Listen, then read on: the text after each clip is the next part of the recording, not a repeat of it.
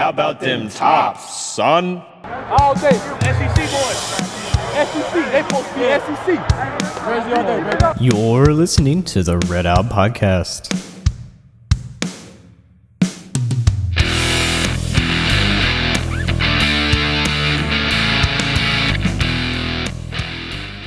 Hello and welcome into another Red Out Podcast. I am Devin, and we've got a good show for you tonight.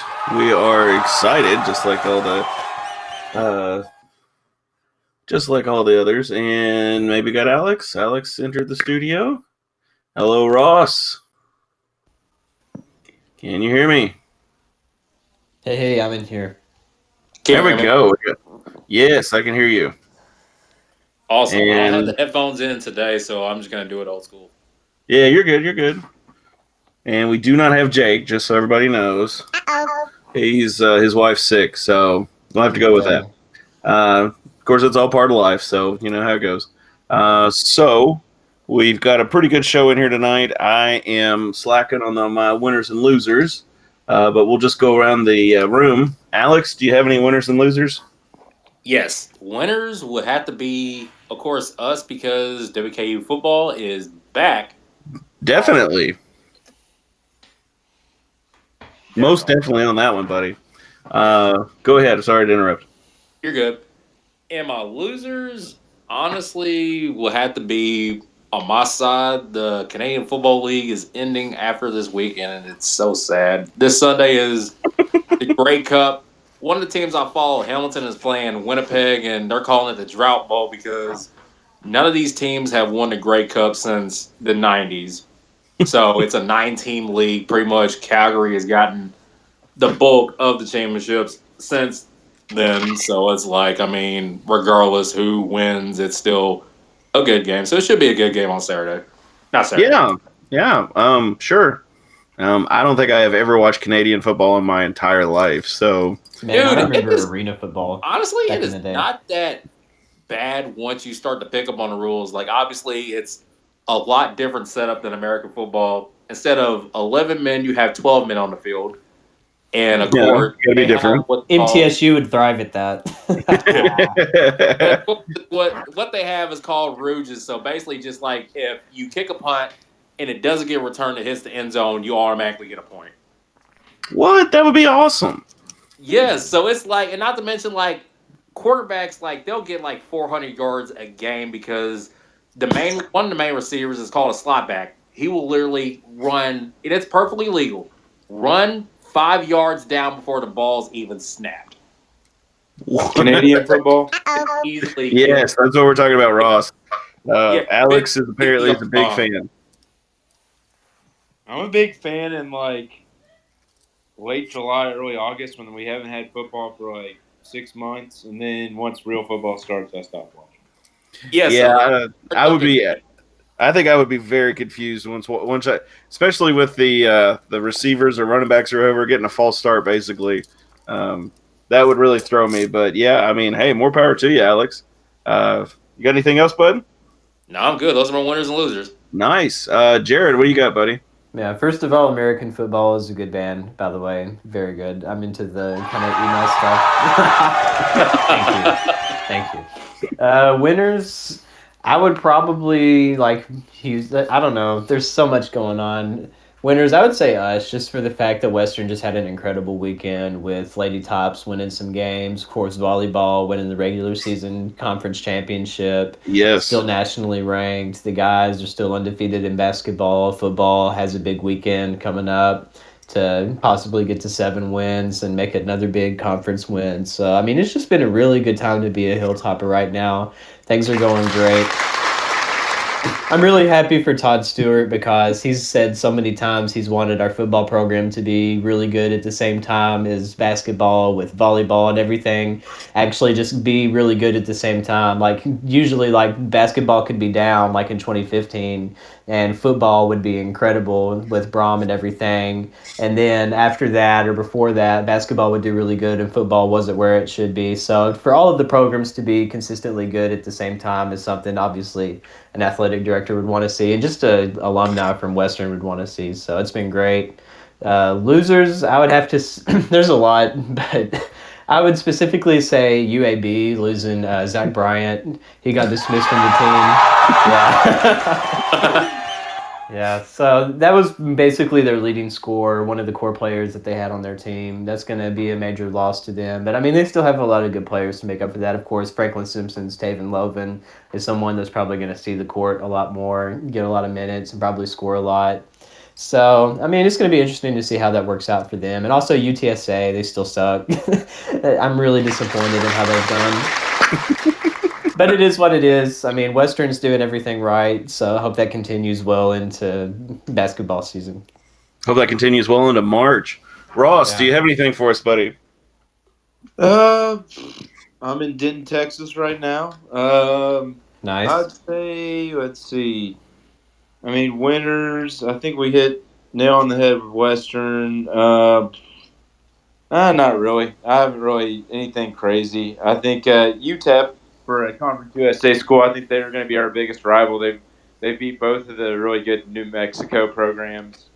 So I think they're proven to be the worthy adversary in Conference USA basketball.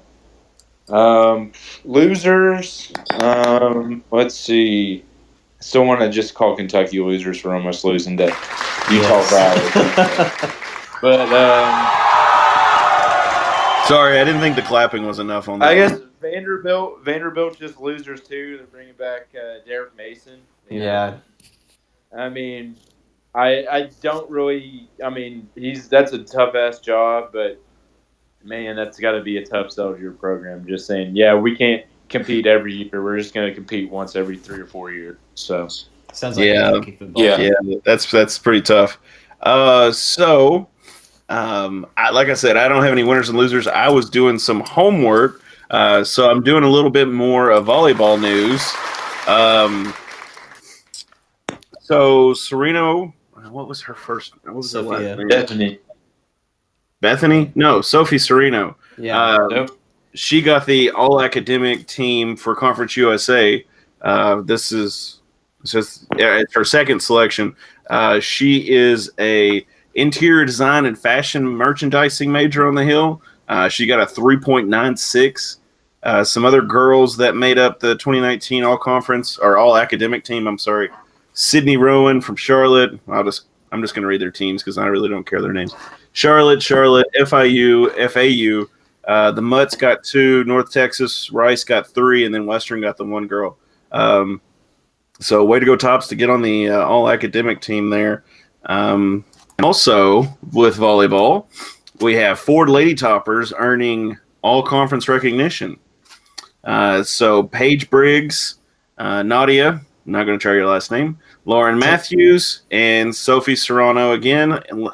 I've got the landed on the second team for the second straight season for all conference. So congratulations, Lady Top volleyball, doing well. And on the volleyball front, they beat La Tech on November 14th. That was 6 days ago, 3-0. And they beat UAB 3-0 on the 16th, 2 days later. Let me see if I can pull up the. Sorry, they'll play Middle on Friday. That's at noon Central. Then they'll play on the 23rd. That's the semis, and yeah, they're not scheduled out for the finals. But I'm just going ahead and counting them in to win that. Lady Topper Soccer, they've got some big signing classes coming in. That's the out of state. Okay, here's in state. We got Ellie Belcher from Bowling Green. She's from Greenwood High School. Plays defender. She, according to Coach Nidell, she's a natural leader on the field, so that's great to see. Shelby Morrison from Ashland, Kentucky, from Madison Central High School. She plays forward. She's, according to Coach Nidell, she's a very athletic young lady. She's got a lot of speed, and she is, quote, made her a force to be reckoned with on the field. And then the other in-state young lady is Kinley Newcomb. She's from Owensboro. She came from Davis County High School. She plays defender as well. And then I got some out-of-state girls here. Anna Hopkins from Evansville. She plays midfielder. Brenna Michaels from Plattsburgh, New York. She plays forward. Lily Rummo from Franklin, Tennessee. She plays forward. And Taylor Swartz from Plain City, Ohio. She plays defender. So congratulations, future Lady Tops. It's good to see you all coming to the Hill. Hopefully, you all have a really good seasons here in the future. And I'm going to skip real quick over to basketball. And looks like the Lady Tops beat Central Michigan on the 17th. So that would have been, Monday? Yeah. Is that right? Yeah, that's when Matt was tweeting like crazy. So. Mm-hmm. Yeah. Yes, It was Matt. good for him to do all that, though. It was nice to have that cover. Well, yeah. Hey, that's great. Matt is one of those guys that he's got a big presence with women's basketball, and he thoroughly enjoys it. And it's nice to have somebody to be able to update the rest of us for women's basketball. They did an amazing job. They beat Central Michigan 93-58. Central Michigan, that would be the first to tell you.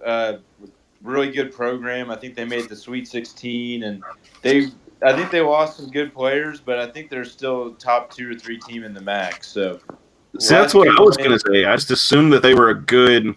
They would be, a better caliber team, and that's pretty good so far. Between that, the Belmont and the Mercer win, they've beaten 3 good mid-major opponents, and then played Louisville, a top 10 team decent. So, I think, the talent's come together for women's basketball from what I'm reading that Matt's tweeting and writing about, and go support the Lady Tops. So.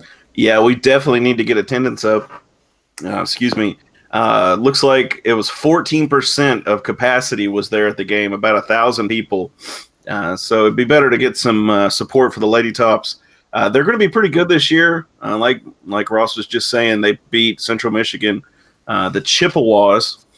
Looks like Lady Tops shot 50% from the field. From 3-point, they were shooting almost 50%. They were 42.9. 15 turnovers and 48 rebounds. That's twice as many as Central Michigan, who had only 24 rebounds. So the Lady Tops are really getting after the boards there and doing a great job. They basically pulled away at 8 minutes and 26 in the first. And then after that, it was all Western. They just ran them all the way down the field. Or down the time, whatever you want to say. Yeah, y'all know what I'm trying to say. Sometimes I don't talk right, and sometimes I don't type right. So the Scottsville. Yeah, that's what it is. I didn't learn to spell in Scottsville, I guess. So you're not the only one. No, that whole poll. Out of the 3 polls I put up, I screwed up one of them, and I'm going to say that was complete autocorrect. So y'all can say what it was. So, looks like men's basketball, they played Eastern and spanked them, and it was great to see that. I was there. For the most part, yeah. And Ross was there. You ought to talk about that real quick. Yeah. Go ahead, Ross. That was like the first time I'd been to Eastern. I went with a coworker who's an infamous EKU basketball legend, David Buchek. He was part of that 79 game where they got 3.5 extra seconds, and so I got some funny little Twitter remarks from some older Topper fans on there. But he's a great guy. It was kind of funny. He was, kind of like the mayor. So I was the guy wearing the Western gear and on the floor with all the rich, I guess Richmond rich EKU boosters. I was just getting weird looks the whole game, and it was kind of funny. That game. Really I'll just give my 2 thoughts on that one. It's Savage went out early, and that kind of hurt our offense a little bit. And just turnovers. Just got to fix the turnovers. I know EKU's pace was a part of the reason they had so many turnovers, but that's going to bite them in the butt like it did last year if they can't get that fixed. Same with, even against Campbellsville on Monday, they had 11 turnovers, and it was no coincidence they blew them out when they stopped turning the ball over. So I think this whole season hinges on limiting turnovers and just being smart with the basketball. So. Yeah, they had like 23 in that game, and that definitely doesn't help you at all. Plus, Eastern was using a little bit of full court press. And Ross, I haven't seen Louisville play at all this year, but it's Coach Mack. Is he still running a little bit of the full court press like Patino used to, or has he got a bit different? Is his defense style a little different than his? Yeah, they're not. I mean, I wouldn't say they're big. I mean, Mac's more of an offensive coach, so they're not going to really press you. But they've got. I mean, by the time they play, they're only up 6 at the half over South Carolina Upstate. So, they're not looking too good right now. But no, they looked good. They're more of an offensive team, and they get 2 players back against Western, so they might try to press a little bit with their depth. So we'll see. Yeah, just watch your hard P's there, Ross. But so I mean, Western and Eastern have been big rivals, and I mean, even looking at attendance here, they had 90% attendance, and you actually had really good seats for that game. Yeah, their gym's kind of funny. It reminds me of like a church a little bit, like a church. Yeah, I like the ceiling of it. Yeah, the ceiling was like a weird wooden roof. It was kind of cool, kind of a cool stadium, kind of different. So I was gonna say, was there like pictures painted on the ceiling of like Michael Jordan touching? I don't even know an Eastern player, so yeah, touching fingers like the system. Well, that Brown kid for them went the F off, dude. He was good. Yeah. He was like Pete Maravich out there. Yeah, he had 41 points. Good gravy. And Bassie had 18, which I mean that's great to see too. Looks like Western shot 50.9% from the floor and 27.8% from three. So not quite as good at the three as they were the week before. I think what was it the week before they were really doing well. Yeah, it's like right at 50. Yeah, and like Jared said earlier, 23 turnovers to Eastern's 19, which, by the way, we got to clean that up. Definitely don't need that, especially against Eastern. And it was just boneheaded stuff, too. Like, I mean, they actually were able to pass the ball into Bassie, and he would just fumble it away, or they would come up with some type of steal, and just, like, really boneheaded decisions. I mean, it was their first true road game, which, I mean, you kind of expect, but at the same time, at the level that they should be playing, I mean, it's still kind of disappointing to see. But it also goes back to not having a veteran point guard. Rawls has looked really, really good in the time that he's been able to play, and he's really, really gaining confidence. So I'm excited to see like him hopefully get some more playing time. I think he had like 29 minutes in that game, which I'm glad to see. So it'll be interesting to see how he develops along in the season and continues to grow as a true freshman that technically reclassified, so he could still be like a senior in high school right now. So like Bassie last year, which is crazy. Yeah, Rawls, like you were saying, Rawls did an awesome job. Bassie had 26 minutes on the floor. Williams had 34 minutes. Savage, you said he went out, so he had 12 minutes. Justin back some ankle injury or something, and he was fine against Campbellsville. So that's good. It's good to hear. So kind of a random thought, I guess, about Eastern. Any chance Eastern comes out of the OVC? I don't think so. Not with the Belmont. I think this is year 2 of their coach A.W. Hamilton. I was talking to a lot of the Eastern, people around me. They think they really like this guy. He's, AAU type coach, has a lot of connections, does a good job recruiting. I could see them probably starting next year competing with the Belmonts and the Murrays, and then maybe in another couple years actually winning. But yeah, not this year. They'll be one of those teams that probably finishes a couple games over 500 and beats somebody they shouldn't and loses somebody they shouldn't. So I was going to say, currently overall they're 3-2. Morehead State is actually leading the OVC right now, 4-0. I was going to say they haven't lost a game yet. Yeah, that's incredible. I always forget Morehead for some reason. I don't know why. It's in far eastern Kentucky. It's remote. We haven't played them in. I don't think we played them in basketball since '84. So we probably haven't played them since OVC. Yeah, when we left the OVC, we left. We'll still play Murray. We'll still play Eastern. We don't play Morehead anymore for some reason. So and that's fair, considering it's just an in-state school. Yeah. Yeah. And we'll talk about we'll talk about more teams we would like to play later on in the podcast. Sorry, getting a little tongue tied there. Okay. But so and then they played Campbellsville. They won 109 to 66. And Ross, did you go to the Campbellsville game or no? No, I recapped it for the website though. I watched Okay. it all. So Yes. I mean, basically they kind of slept walked through 3/4 of the first half, and then they woke up and dominated. So basically, they looked really sloppy on defense, and they and Campbellsville was hot from three. But once they woke up, and that second half was just murder ball. I mean, I think they outscored them by 30 points in the second half. I mean, everybody was hitting shots. I mean, really not a whole lot you want to take away from that game other than the fact that they turned it on in the second half and did what they were supposed to.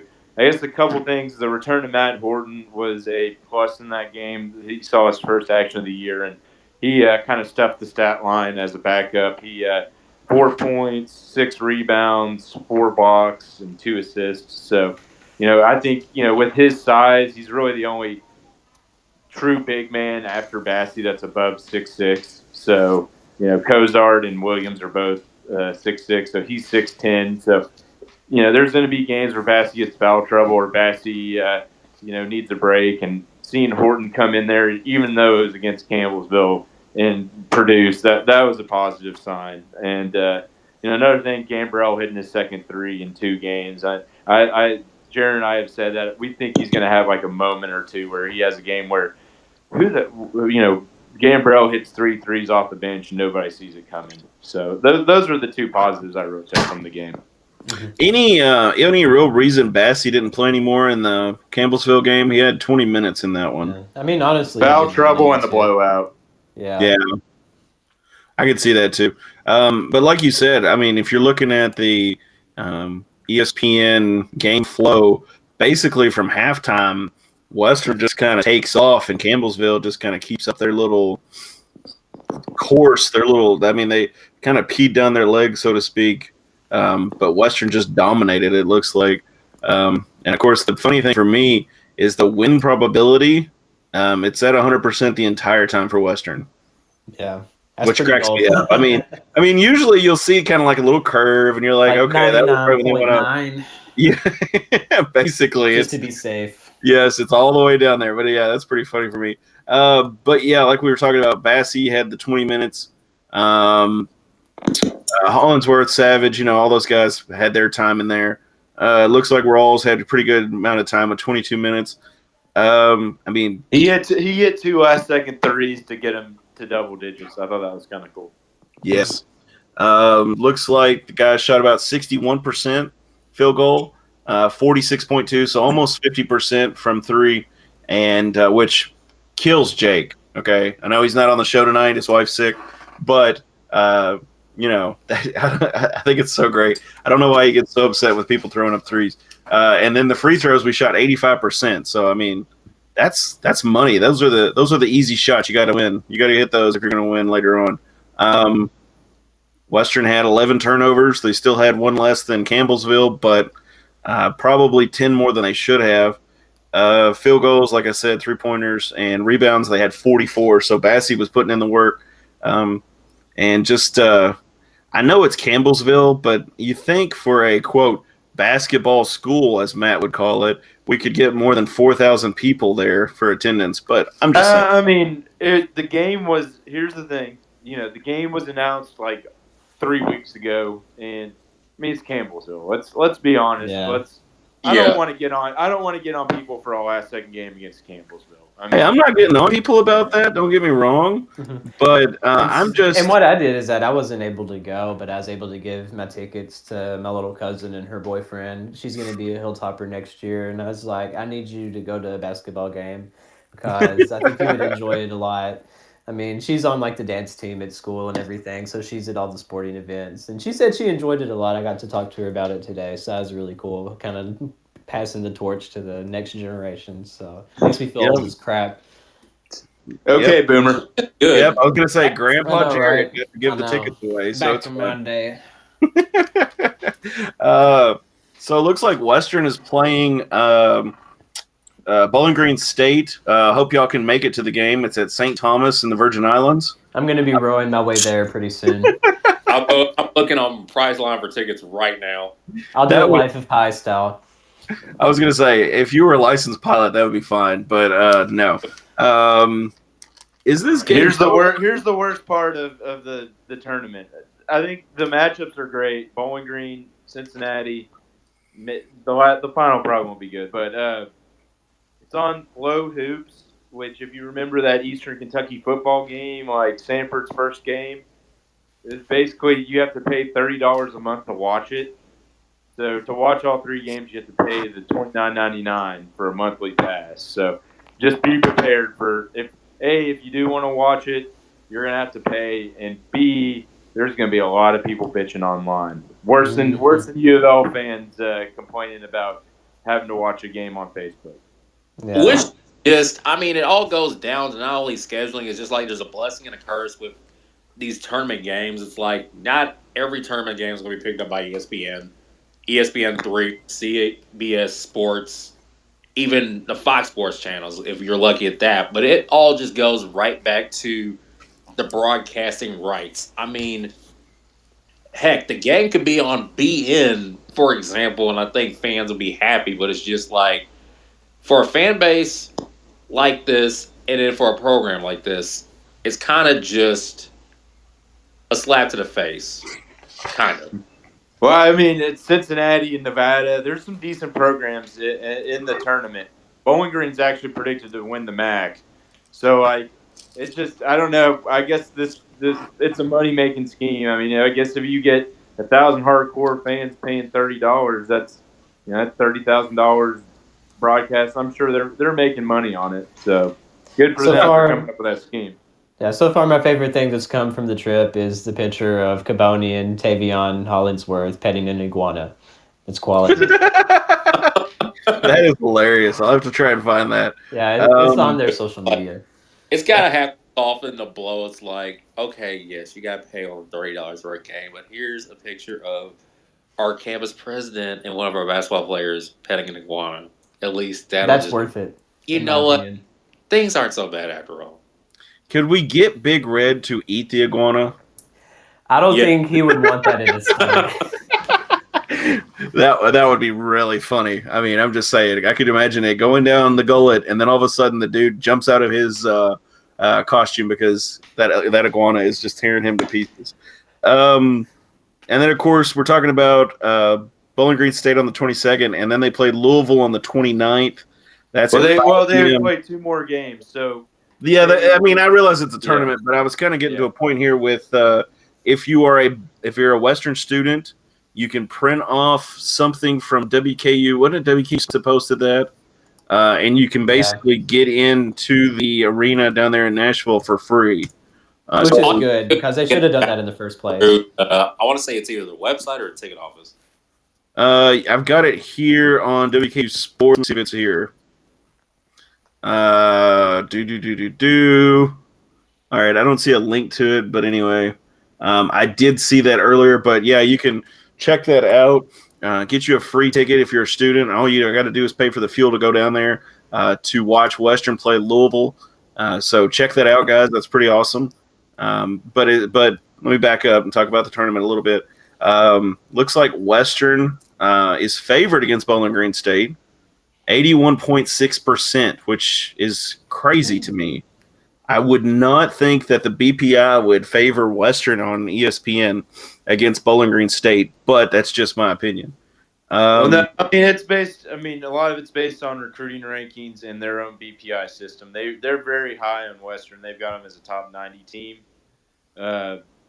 Bowling Green's probably like around the 110 range, so that's probably part of it. And then, they're good, but they haven't really played anybody this year. Bowling Green. Let's look at they're 3-1. They lost by 9 against a good LSU team, and they've beaten Jacksonville and Fairfield, and then Tipton, which is a non-Division I team. So they look good, but not great. So we'll see. Yeah, but on the other side of the coin there, I mean, really, this year, who has Western played? Nobody. Exactly.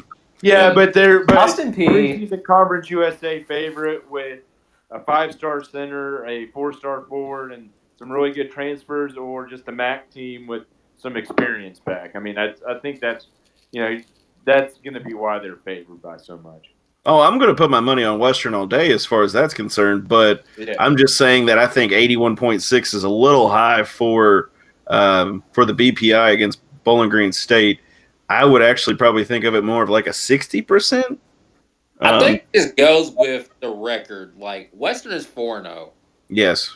It really just depends on what record. Like, obviously, if Western was 3-1 or 2-2, then everything will be lower. But still, we're undefeated, so it's like there's going to be more favoring towards us. Not to mention more pressure towards our team because any given night we could drop one. And that's my thing. I mean, really, I don't know about the rest of you all, but do you think out of 10 games, Western wins 8? Probably I think that's 7. very possible. Yeah. I think 8 is really high, but I agree with Ross. I think 6 or 7 is probably where my number would be. I'm just glad to get off to such a good start because, I mean, once you get to conference play and everything, that it's really important to make sure that you're already got the decent amount of wins going into your conference. That way you can hopefully run the tables and beat up everybody in the conference as well and still be able to have a really solid record by the time you get to the conference tournament. So being able to win a bunch of games in the non-conference is pretty important, but you still want to have that strict schedule too. Yeah, here's my thoughts on the tournament. Basically, 2-1 is the bare minimum.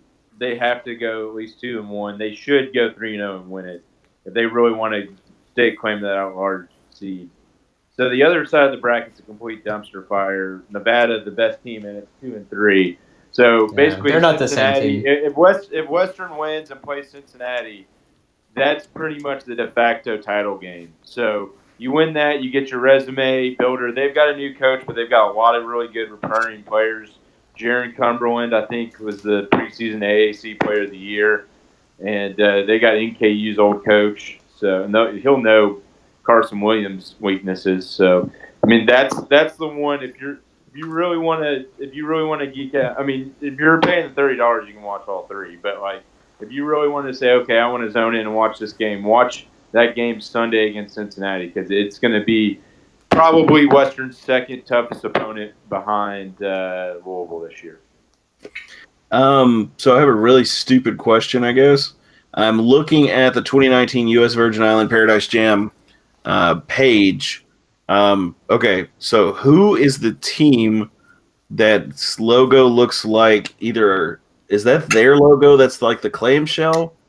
The blue clamshell? I'm not – so the other side of the bracket's Fordham, which is the Rams, Grand Canyon, which is the Antelopes, Northern Iowa and Nevada, I think, are the 4 teams on the other side. Okay, I was going to say we've got – I mean, I recognize everybody else, and then there's this blue clamshell, so I'm assuming that's their logo for the tournament. So, yeah, let's see. 1, 2, 3, 4, 5, 6, 7, 8. 1, 2, 3, 4. Yeah, okay. Yeah, I'm just a retard. Just ignore me. Okay. Just ignore me. Okay. So, yeah, I mean, so Western technically – well, okay, never mind. I was going to say, could Western play Louisville twice? No. Well, they're in the unless they tournament. meet in the NCAA tournament somehow.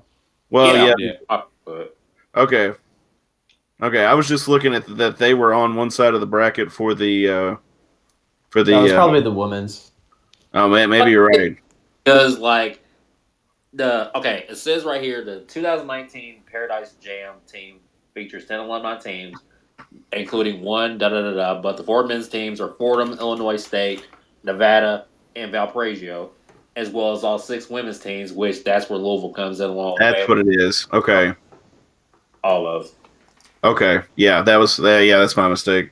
I was thinking that all the teams there were okay. But that's cool. Women's Louisville women's gets to go to the Virgin Islands too. Awesome. Congrats to you all. Woohoo. So finally, game week for USM. It's kind of the meat of the topic tonight. Well, hopefully. We'll see how long we got. So Western plays Southern Miss, USM. Make sure I get my letters Brett Favre University. Yes, it's Brett Favre's University.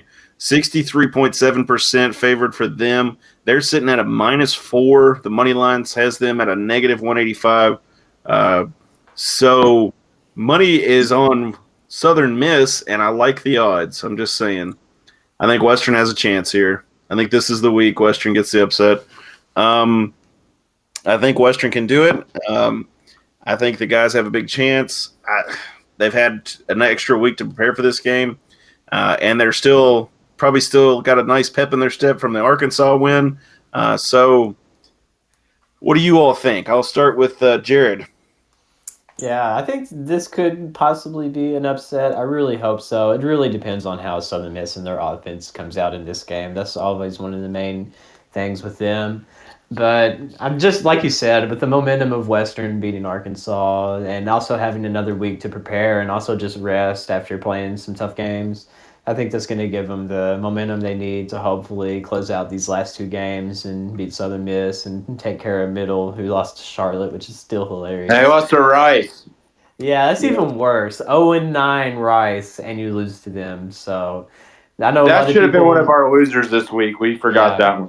Well, they're just always a loser. So, I mean, it's just kind of like a given thing that MTSU is a loser, straight biddies. But yes, I mean, it would get boring if every week we called MTSU losers, but it's kind of a given that they're always losers. It's implied. Yes, sure. It's implied. But yeah, I think I'm really confident heading into this game on Saturday. I really want to see Western and the offense be able to come out and continue where they left off against Arkansas, where they've got their season high 45 points. That was really good to see them starting to get that rolling. And I think that is something they can continue. It really depends on how Southern Miss's defense looked. If they are able to kind of contain the secondary and shut down some of the receivers, I mean, it might make it a little more difficult, but hopefully Gage Walker will show up and have another 100-yard performance. That'd be really good. But I'm feeling confident going into this one, especially reading all the Q&As that we've been able to do with To The Top talk and all of that. That's really cool.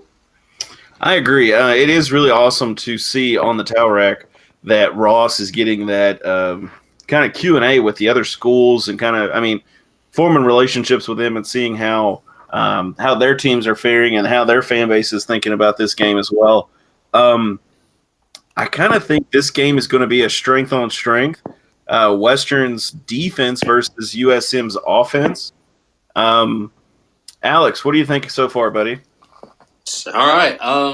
This is honestly going to be one of those games where it's like you have to play mistake-free football. I know every game's like that, but this is definitely the one where you got to be on your P's and Q's, considering the fact that Jack Abraham is by far literally going to be the best quarterback that we faced all conference. He's about to hit the 3,000-yard mark.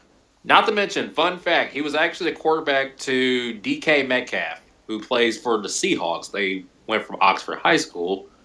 That's a good fact. Yes. Yeah. Not to mention their leading rusher, DeMichael Harris, is out.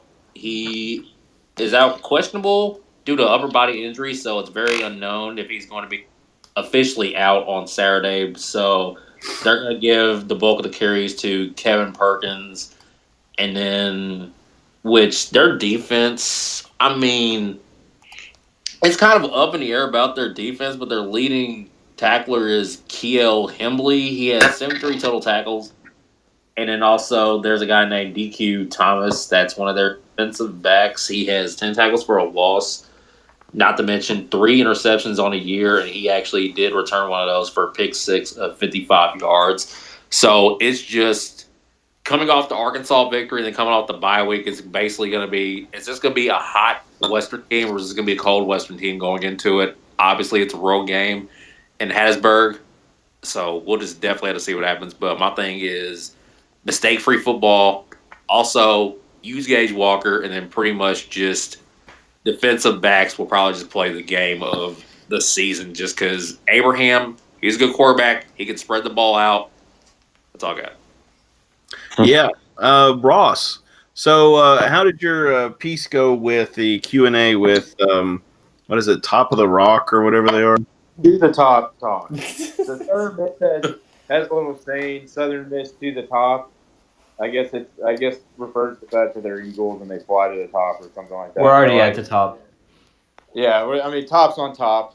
Anybody who says roll tops is stupid. Tops on top is Thank way you. better. That was so like 4 years ago. Yeah. Anyway, tops on top. Jamie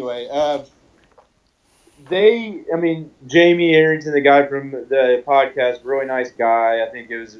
I don't know if any of you guys listened to the podcast I did with him, but really good. They respect Western's program. I guess his father-in-law actually is a Western grad and a big WKU fan too, so that was kind of cool. But I think Alex and Jared hit on a lot of points. They're an offensive team. I mean, Jack Abraham kind of slings it. I mean, he's great at throwing the ball deep, which is one of our weaknesses. So watch out for Watkins, their deep play receiver. He's averaging 20 yards a catch and is going to probably break 1,000 yards this game against us. The good thing about Abraham, he does throw interceptions. So, 17 to 10 touchdown interception rate. So, if we can get them to make some mistakes, that's something to worry about. Defensively, they're pretty good at stopping the run. They barely give up 100 yards a game. So, you got to Gage, I'm not expecting Gage to break 100 yards this game. If he can get us 65, 70 just to keep them honest, I'll be happy. And then let's keep seeing Ty Story connect with, Jack Ford Pearson and Lucky Jackson and just keep building off that last performance. I think Alex hit the nail on the head. You just don't know what you're going to expect coming out of the bye week. Are they going to be kind of sluggish because they have to re-knock off the rust, or are they going to be rested and ready to go? Who knows? So, I think it's going to be a tall task. If you had to have me predict, I'd say we probably lose the game. But it's going to be just like FAU and Charlotte. They're probably about the same talent level as those teams. Mistakes cost us in those. If we can limit the mistakes, there's no reason we can't win the game. Yeah, completely agree. I think our defense could capitalize definitely against their offense. And then next week we have the Mutts, and I'm sorry, but I'd love to throw up 70 points against the Mutts.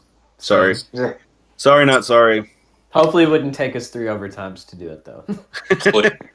Hey, I would be fine. Their whole team's based on how O'Hara, their dual threat quarterback, plays. If you can stop him, then they're toast. So yeah, completely agree. And like I said, if I can definitely see our D line with D'Angelo Malone and some of the other guys definitely stopping him as far as the run's concerned, and I can see Devin Key and the guy in the secondary stopping them as far as over the top goes. So game. Weren't you going to talk about the little polls that you did? And I'm getting to those in just a second. Yes. And somebody keeps trolling me with my misspellings, but I will ignore them and just One of these days, you're going to proofread your stuff before you hit enter, Devin. One of these days. One of these days, I will definitely do that. I even tried to use the Redout page to go in there and edit it, and it wouldn't let me. So I was like, well, this sucks. I'm very excited about the end of the season. I appreciate that, Jared. Yes, I did post that, and actually – not this poll, but the one before it, I had a slip up, so I deleted it and restarted it. But I already had so many people who voted on this poll, I hated to restart it and lose all the votes. So I tallied up all the votes. And for those of you who think we are a Western or is a basketball school, hey Brett, how's it going, buddy? So far, I totaled all three. Can y'all go hear me? Yeah. Yes. Okay, sorry. I got some stuff going on. So anyway, football, when I posted in the football poll in WKU football, we had 66 for football. What are you excited for? 24 for basketball, 1 for the Mandalorian, which I agree with. It's really awesome. 1 vote for paycheck. And then somebody else voted for Evansville basketball. So whatever, And then whenever went to basketball had 58 votes. Football had 14 votes. Volleyball had 4 votes. And Epstein didn't kill himself had 1 vote. So, That's great. Gotta love Jeffrey Epstein references memes. yes, and that was hilarious to me. I'm sorry, I just thought that was great. So what does this stack up to? Basically, football had 47.39% that people are excited for it. I think the Arkansas win had a lot to do with that too. I think so too. I agree. Basketball had 47.97%, so 0.6% more. I'm sorry, I don't think that is that big of a difference to say definitively if we are one or the other. But anyway. Here's Matt who never comes on the podcast anymore because he's scared. But yeah, because he's insurance guy. But yeah, I'm just kidding. We're a basketball school through and through. I'm thoroughly convinced we're just like any other school. We're a winning school. So if we're winning, fans gravitate towards whatever. So last year they left football in droves because Stanford made us all pissed off. But this year they're back. You beat Arkansas, it's amazing who will come out of the woodwork. You know, if Western loses a game to Bowling Green, you'll be surprised how many people are jumping off the bandwagon. If people like to support winners, that's why people support UK basketball. I mean, it helps them feel good about themselves. So I'm a firm believer that people support winners, and that's why I don't think Western's a football school or a basketball school. I think it's a winning school. Whatever sport they're doing good at, that's major. Yeah, but volleyball doesn't have that good of attendance, so they're number 19 in the country. Yeah, but volleyball is a niche sport. Yeah. Yeah, I mean, it sounds bad, but like, remember when you all were in high school, and if y'all's schools had a volleyball team, did people really show up for them either? No. I mean, that weren't friends or family. If they were good, then they would. Same thing with like soccer, pretty much. Well, I will say, I'm going to eat my words real quick. I will say that when Western's volleyball played and Hudson kind of threw down the gauntlet to the fans showed up. I mean, they had a really nice attendance that night. And I mean, as far as I'm concerned, I would like to see that every night for women's volleyball, but it would be hard. Yeah, Western doubled their season attendance by those last two games. Actually, and what was funny was on my little poll, 4 people said they were excited for volleyball. So, I mean, that's, as far as I'm concerned, I was like, wow. Now, they were only about 2.3% of my total vote, but that was still amazing for me as far as I was concerned. But, yeah, I mean, that's just kind of my argument to are we a football or basketball school? Because, like you said, people gravitate to winners, basically.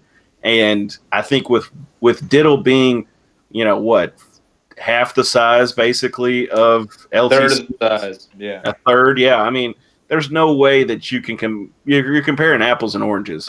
And you can still kind of compare by like capacity and like if it's consistently. I will say one thing. Say it. If you monitor like the traffic and stuff like that, like whether it be message boards or our pieces, big news in basketball does usually get a little bit better readership than big news in football. The anecdotal stuff, but I mean, I don't completely disagree that we're a basketball school, but I don't think it's that big of a difference. I agree with you. I'm not saying that we're a football school by any means, but I'm saying like you said, we are basically a school. I mean, I think we have points in time where we are both successful in one sport or the other, and it just so happens right now, knock on wood, we are successful in both. So we'll just have to see as far as how everything goes. Western does play Southern Miss in Hattiesburg if you can't make it, but the game will be on ESPN Plus for those of you who are subscribed to that. 3:30 p.m. Eastern. So check that out on Saturday. Yeah, that's the 23rd. So, yeah, that'd be Saturday. Yeah, so check that out.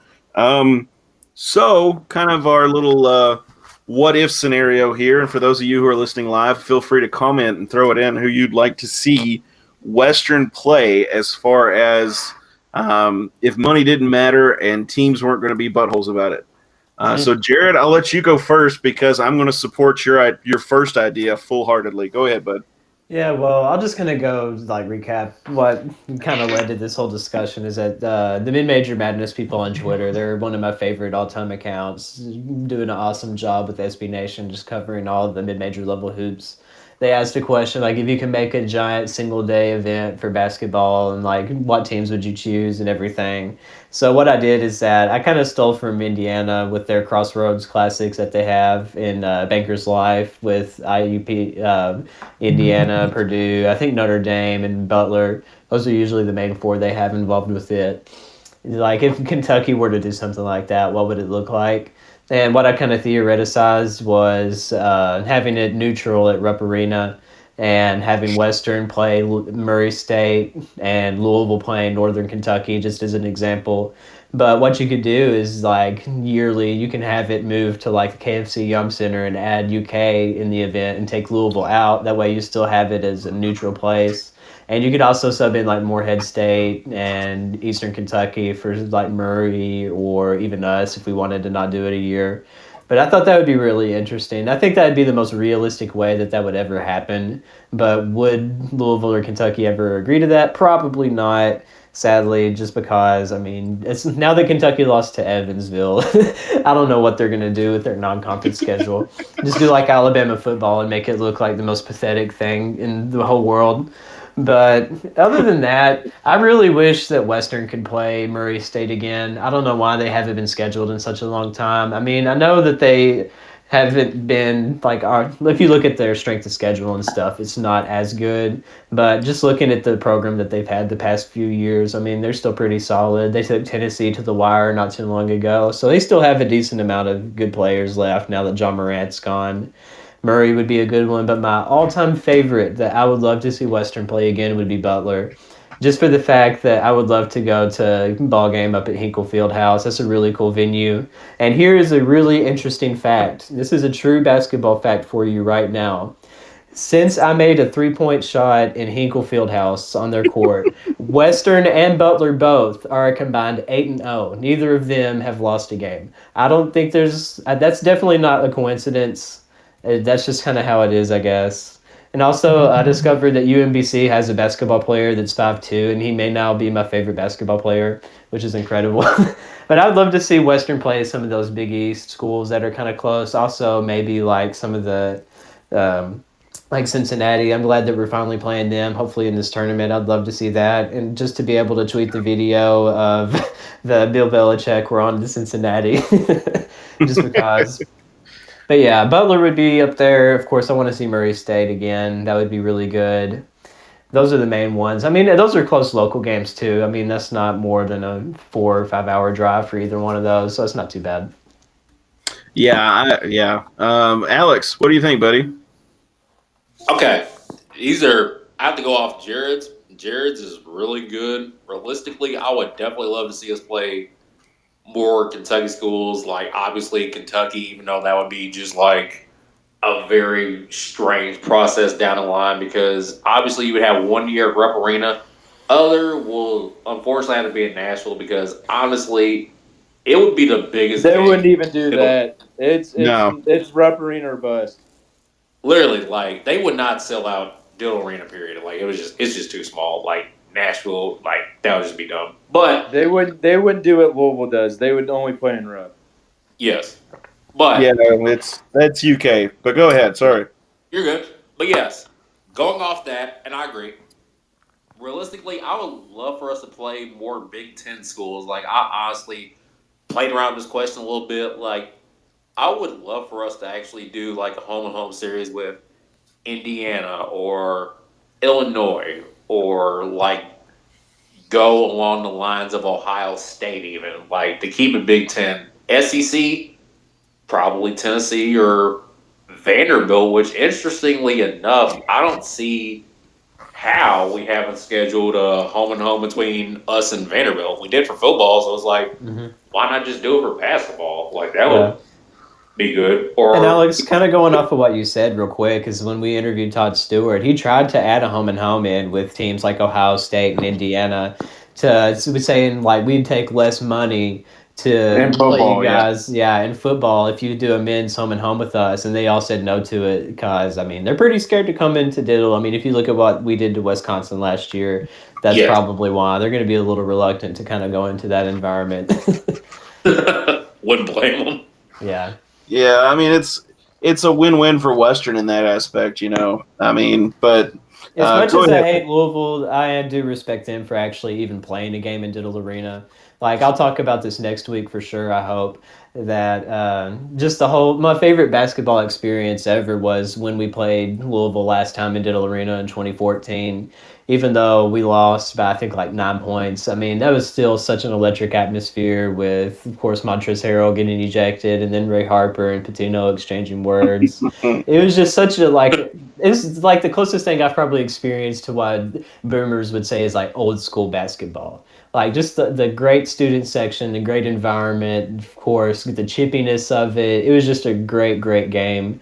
And they will be coming back to Diddle again. Not next year or the 2 year years before, from but it's now. gonna, yeah, 2 years from now. So that'll be another sellout game. That'll be another probably really good environment. So I'm looking forward to that.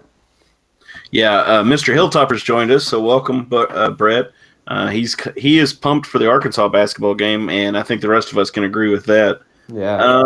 Arkansas is sneaky good this year. They got a really good shooting team, so that would be they're looking a lot better than they did early in the season or before the season on the quality wise. Ross, do you have any teams that you are wanting Western to play, or what would be your ideal scenario in that situation, bud? Well, I think you guys stole a lot of mine. I mean, I'm be realistic. You know, we're not going to get home and homes with blue bloods in the region. I wouldn't mind just road games to IU or road games to Ohio State or Cincinnati. Cincinnati we can get as a home game, but like teams like that, I'm just kind of being realistic. I think some regional, and we played some of these teams semi recently. Some regional mid-major teams like VCU, Dayton. I think those would be great. Vandy, Tennessee. I remember when I was in school, we played both of them in Nashville at Bridgestone. I would love to do that again. Trying to think, just some other attainable type teams that we could play. I'd like to play Ole Miss again, just so we could beat Kermit Davis one last time. Yeah. And I'm trying to think, Wichita, DePaul. That'd be a fun little trip up to Chicago, or Loyola up in Chicago would be kind of fun. Just like regional teams where the drive wouldn't be too bad. You could tie it in with a fun trip. So, I mean, IU would, besides Kentucky, which is obviously number one, I'd play them anywhere. But IU would probably be at the top of my list. So. I agree. And actually, I know none of y'all actually have touched on this, but when Wisconsin came and played at Diddle, wasn't that an awesome atmosphere too? Yeah, that was great. It was great. Great to see. Yeah, and I mean that was an amazing time. But I don't know if Indiana would come and play Western like a home and home. If you could apparently do not. I don't care. Let's just play them. And that's my thing.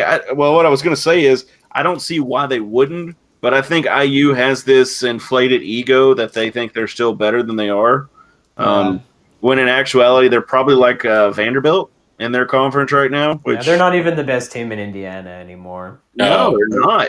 Throw Purdue on that list too. I'd love to play them in any sport, especially. Yes, Purdue. I mean that would be awesome to have a going to the GE homecoming. Especially a football game with Purdue, like that would be amazing. I would definitely go to West Lafayette. Yes, because I really think you could pump that up PR wise and make fans just show up and give Brom all kinds of grief, But home and home with basketball and football would be ideal for some of those. Like we said, it probably wouldn't happen. But I would love to see like Jared was talking about, like a Bluegrass Classic quote. And you could do it. You could do a Louisville UK kind of thing.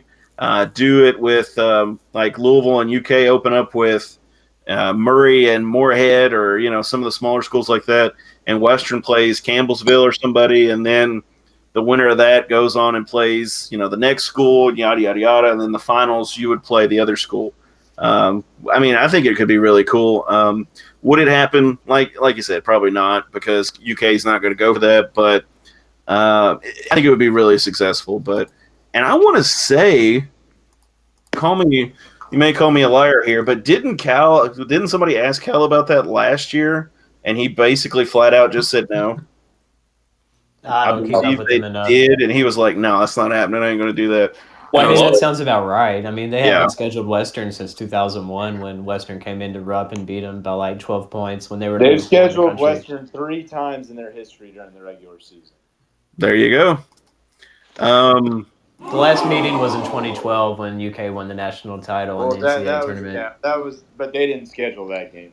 Yeah, I'm sure if they could, if they wouldn't. And it just really goes just like, I mean, blue bloods. Some blue bloods, like, okay, like Kentucky or Kansas or whatever, like, they're going to automatically not just go for that right off the bat just because, I mean, difference from program-wise, like, historically, programs like Kentucky and Western Kentucky have some rank when it comes to their program history, just like tournament appearances, Final Fours and whatnot. So it would just be, I don't know if it's really a Cal thing, a program thing, or just like one of those PR things, whatever, but it's like, I mean, until that actually happens, it's basically just a myth. It would just be a lose-lose for Kentucky. I mean, if Western wins, then they lose. It looks really bad to them, like they lost to Evansville. Of course, I mean, we're a lot better than they are. But I don't buy it's a complete lose-lose because like Louisville this year, if they win in Nashville, they get a quad 1 win out of it, which helps their resume.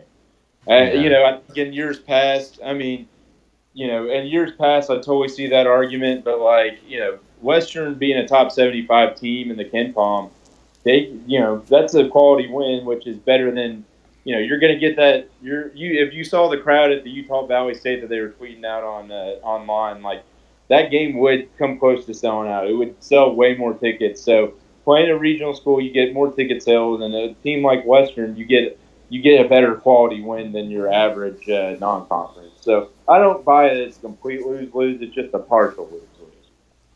I can see that. I mean, but typically for Western and a Power 5, it's a lose-lose. But this year it's different because Western's doing so well. I think that's partially the Wisconsin, all these games that they've won lately. That's why it's making them hard. It's harder and harder for them to schedule games. yeah. So.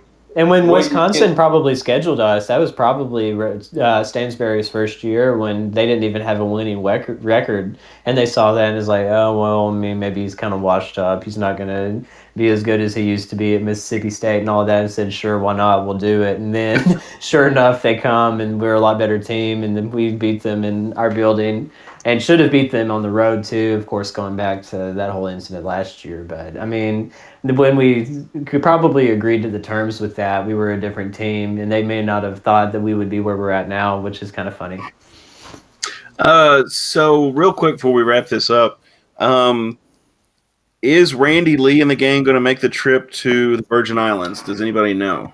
I don't know. I think Hal will be there and somebody else. It'll be on TuneIn and it'll be on the radio, but I think Randy will probably go to Hattiesburg. He usually, when it's like double dip time, he usually does football over basketball. He went to Arkansas over Austin Peay. So. Okay. Well, I can understand that game though because it's kind of like a meh. But let me see here. Let me pull this up just real quick before we end the show tonight. Maybe it'll let me do this real quick. It's got it. Okay. Nope. Don't want you to start talking. Okay. So yeah, hopefully you should be able to listen to that without having to pay the $30. So we're trying to help y'all out a little bit there for the Virgin Islands games. I did know that I did listen to the Campbellsville game a little bit on SAM 100.7. Their website streams the games for free just on radio. So I don't know. I mean, if not the TuneIn app's awesome. You can listen to like coaches' shows and everything on there. Like I highly recommend the TuneIn app. Yeah, and if they want to sponsor us, go ahead. But go ahead. No, you're good. That's all I want to say is like. Yeah. Definitely try that before you try to pay for the $30 and watch Western play. I'll take my money. I don't care. So yeah, you're already locked out of DirecTV now from me, so it's fine. Looks like okay. Brett's asking, anyone know if we can rewatch the basketball game on flowhoops.com site? Do we have to pay? I'm guessing you have to have a login to do that. So basically, you're going to have to just look at it this way: if you're paying $10 a game to watch your favorite team play, it's entertainment. Just compare that to going to movies or going to a movie or something. It's a lot of money to pay, but if you really really want to watch them, and it's what your passion is, then hell, I'd pay. If the game was big enough, I'd pay $100 to watch WKU play like that. If someone said you had to pay $100 to watch Western beat Arkansas, I would have paid that. So. I agree, Brett. Brett says, I mean, if I pay, can I rewatch it? I'm going to pay for it. And I agree. If you can rewatch it, then yeah, it's definitely worth it. Their Twitter account's usually pretty good. Find Flow Hoops on Twitter and just say, hey, if I pony up, do you guys put replays on games? And they'll get you an answer. Yeah, that's my advice too. Sorry, I'm going to type back a response just so he hears me. But anyway, guys. So Western football is playing on Saturday. It's going to be on ESPN Plus, 3:30 p.m. Eastern, and the men's play Bowling Green State on the 22nd. So that's Friday at 8 p.m. And they got Louisville on the 29th next week. We'll talk more about that game next week. And looks like Louisville has a close game thus far with whoever. South Carolina State. Sure, South Carolina State. I don't want them to lose before we play them. I want us to knock them off when they're number 2 in the country. But that's the thing with just college basketball this year. It's like, regardless of what happens, I mean, it's anybody's game. Like, literally, we can honestly go to the Elite Eight if we could. It's just, I mean, the UK Evansville game just showed, like, you know what? Anybody can do this. If you have experience, get a big win. Yeah, if you have experience, it's going to help you do it. Louisville's up 12 with 6 minutes left. I don't think they're in. Yeah, I don't think they're in not. water. Yeah, they're going to blow us one. Yeah, let's see. What was it, about 30? Well, probably about 10 or 15 minutes ago now. They were up 5. So, I mean, they're starting to pull away now, looks like. But that's all I've got this week, guys. Do you all have anything else? Not really. Jared, I'll give you 2 minutes here. If you're Jared, you still with us? Yeah. Okay. Do you want to do your little rant real quick? Oh, okay. Thank you for reminding me of that. So I forgot to, so it's fine. All my Bowling Green native people, especially anybody that lives like in Woodburn or on the south side of Warren County, know what I'm talking about. Like, Buchanan Park is across from Cheney's Dairy Barn. Most of you probably know where that is, Bowling Green peoples. I don't know why, but I love Buchanan. I go there and shoot basketball all the time. Their indoor facility is really nice. But at night, they have this stadium light. Like the full kind of stadium light that you would see at like a football arena. And for some reason, they have it like right on the edge of the road. Like, it's supposed to, I think, illuminate their entrance. Like, I even had to resort to tweeting at Joe Imel, of course, Bowling Green Daily News media guy. He has like 52,000 followers. And basically, the whole city of Bowling Green follows him. And if like something crazy happens in town, you tweet him about it. Like, he shared it. I haven't got any legit answers except for aliens. So I'm still looking for the actual reason. I assume it's to light up their entrance at night. But just driving by there at night is absolutely dumb because it's literally like staring into the sun as you're driving by Cheney's Dairy Barn. Like, the way that this light is that it's so bright and it's not really at an angle to where it's like showing like on the road. It's like just staring into your soul as you're driving on 31W. And it's even worse on the way back because it's like directly into your rearview mirror. So it's just really dumb. I hate it a lot. I haven't found any answers from Joe Imel. He's let me down this time.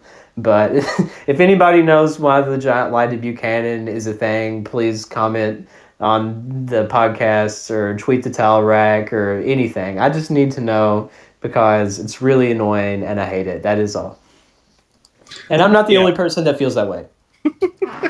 I've been thinking about that over the past couple years. Like, I was going to Nashville from celebrating a friend's birthday party with him, his mom, and his mom's, I would just say his mom's boyfriend. But anyway, I had to explain why that light was just always on, like coming in from Franklin or going to Franklin. It's just like, it's weird. Like, it looks like a high school football stadium, but then it's just like, oh, it's Buchanan. It's, I don't know what.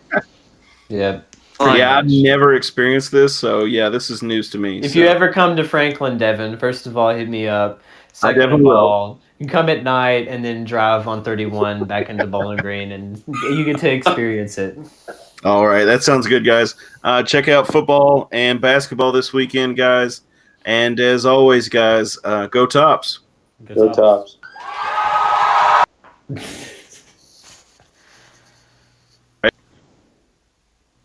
Fun time, guys. Nice. Oh, fun time. Yeah. Thanks for tuning in, Brett. Glad you could.